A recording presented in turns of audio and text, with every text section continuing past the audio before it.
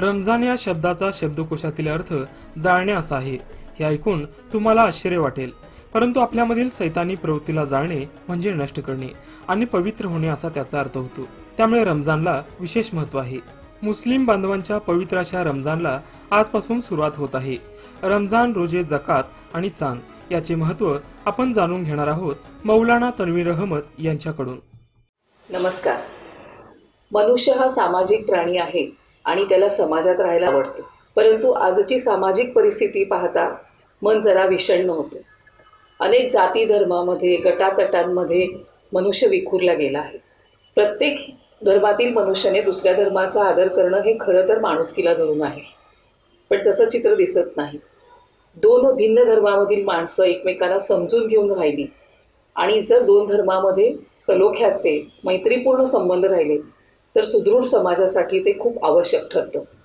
याच पार्श्वभूमीवर आज आपण बोलणार आहोत मौलाना तन्वीर अहमद यांच्याशी. दरबार गल्ली येथील जामिया मशिदीचे ते मौलाना आहेत. आपण त्यांच्याकडून एकूण रमजान म्हणजे काय, त्या महिन्यात पाळल्या जाणाऱ्या रीतिरिवाज आणि रमजानचा संदेश याबद्दल जाणून घेऊयात. जी नमस्कार. आपका बहुत स्वागत है तरुण भारत में. रमजान यानी क्या है? रमज़ान मतलब हमारा 5 pillar, one of the pillars of Islam. जो 5 पिलर्स हैं उसमें से एक पिलर है रमज़ान. रमज़ान में रोज़े रखना जो शख्स शरीयत की निगाह में बड़ा होता है उस पर मैंडेटरी होता है. और रमज़ान में जो 30 रोज़े होते हैं वो हर एक के लिए ज़रूरी है कि वो रोज़े रखे. और रमज़ान में रोज़े रखने का जो एम है, मकसद है, वो ये कि हमारे अंदर तकवा आ जाए. तकवा कि हमारे अंदर जो पाप है, बुराइयां हैं, वो ख़त्म होकर अच्छाइयाँ ज़्यादा हो जाए. ये रमज़ान है. ये रोज़ा सभी को ही रखना है या इसमें किसी को छूट मिलती है? छोटे बच्चे हैं उनको छूट मिल सकती है. और अगर कोई बीमार हो या बहुत ज़्यादा बूढ़ा है जो रोज़ा नहीं रख सकता तो उसके लिए छूट है.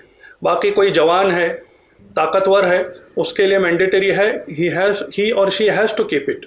ये रोज़ा का पूरा पालन कैसे किया जाता है? अभी आज की तारीख़ में रोज़े का जो टाइमिंग है अर्ली मॉर्निंग 5:23 से सनसेट 6:43 तक करना पड़ता है. इसमें ना हम एक घूंट पानी पिएंगे ना एक लुकमा खाना खाएंगे.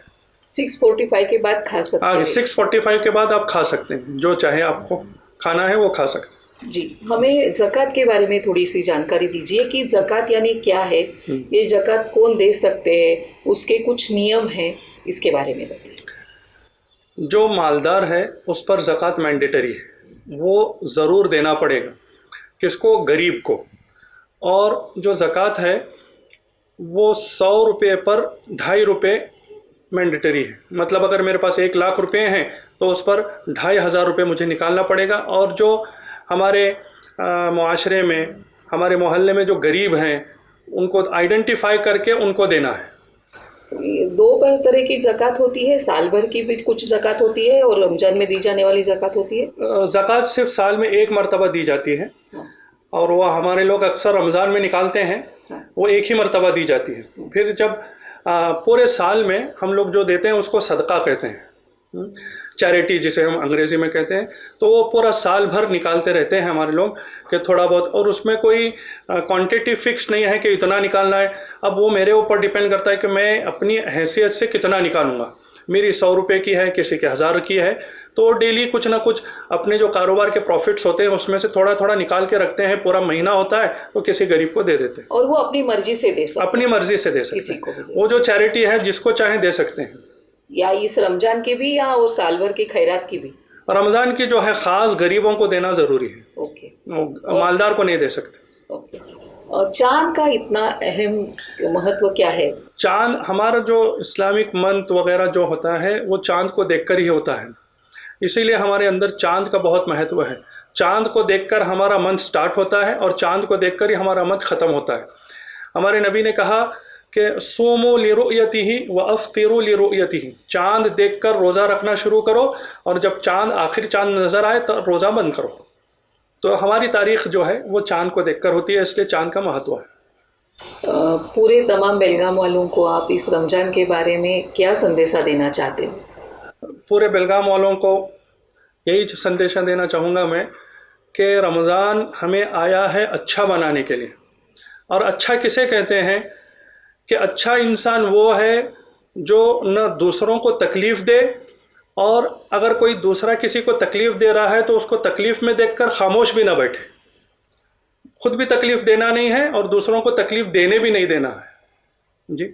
तो अच्छा इंसान यह है कि इस बात की कोशिश करे कि जो हमारे दरमियान, हमारे हिंदू भाइयों के दरमियान, हमारे दरमियान जो डिफरेंसेस हो गए हैं उसको किस तरह ख़त्म करें। हम पहले की तरह हम मिलजुल कर रहें। रमज़ान का संदेश जो कुरान में कहा लअल्लकुम तत्तकून, ताकि तुम्हारे अंदर तकवा कहते हैं कि जो शैतानियत है वो ख़त्म हो जाए और जो अच्छाई है वो हमारे अंदर बहुत ज़्यादा हो जाए। तो जब अच्छाई आएगी तो सब जगह अच्छाई फैलेगी। बहुत अच्छी बात कही आपने, लेकिन आपको ऐसा नहीं लगता है कि आज के दिन में शैतानियत ज़्यादा बढ़ रही है, तो कौन सी भी कम्युनिटी में हो, तो उसको हम कैसा ख़त्म कर सकते हैं? आप क्या कहना चाहोगे इसके बारे में? इसमें मैं सीधी बात यह है मैम कि एक आदमी का काम नहीं है। हम जब तक मिलजुल कर इसको ख़त्म नहीं करेंगे तब तक ये चीज़ ख़त्म नहीं होगी। तो ये मिलजुल कर जो है, ऐसा नहीं कह रहा हूँ कि सिर्फ मुसलमान मिले, बल्कि मुसलमान, हिंदू, सिख, ईसाई सब मिलकर जितने अच्छे लोग हैं, जैसा कि आपने कहा, मिलजुल कर हमारी जो पहली कम्युनल हार्मनी थी उसी तरह उसको बाकी रखें। और हमारे मुल्क की यह खासियत है पूरी दुनिया में कि जितनी कम्युनिटीज़ यहाँ रहती हैं पूरी दुनिया में कहीं नहीं रहती, पूरे इंडिया में, पूरे इंडिया में कह रहा हूँ। जितनी कम्युनिटीज, जितने रिलीजन को फॉलो करने वाले इंडिया में रहते हैं या बेलगाम में रहते हैं, ये पूरे वर्ल्ड में कहीं नहीं। और जितना मिलजुल आज तक हमें पता नहीं चलता। मेरा खुद फ्रेंड है महेश, हमें एहसास ही नहीं था कि वो हिंदू है, वो क्या है, कुछ नहीं, हमारा दोस्त है। हम लोग साथ में फुटबॉल खेलते थे। इंसानियत, हाँ, उसके भी दो हाथ हैं, हमारे भी दो हाथ हैं मैम। तो मिलजुल कर रहें। और ये जो आप खुद जानते हैं, ये लोग जो ऐसे हिंदू मुस्लिम को डिवाइड करके कर रहे हैं, ये ज़ाहिर एतबार से अगर देखा जाए तो ये इंसान ही नहीं है। असल इंसान ये है कि सब इंसान है, वो इंसानियत के एतबार से मिलजुल कर रहे हैं। विविधतेत एकता हे भारत देशाचं वैशिष्ट्य आहे आणि भारतात जितक्या भिन्न जाती धर्माचे लोक राहतात तितके या जगात कुठेही राहत नाहीत असं मौलाना म्हणतात। त्याचवेळी मनुष्यामध्ये असुरी प्रवृत्ती आणि देवदूताची प्रवृत्ती दोन्हींचा वास असतो। रमजानच्या निमित्ताने या असुरी प्रवृत्तींचा नाश आपण करायला पाहिजे आणि माणुसकीच्या नात्याने सर्वांशी राहायला पाहिजे आणि दोन्ही धर्मामध्ये सलोख्याचे आणि मैत्रीपूर्ण संबंध निर्माण होणं आवश्यक आहे आणि त्यासाठी आपली जबाबदारी तितकीच आहे असंही ते सांगतात। कॅमेरामन कुमारसह मी Manisha, Tarun Bharat social media team, Belgaum.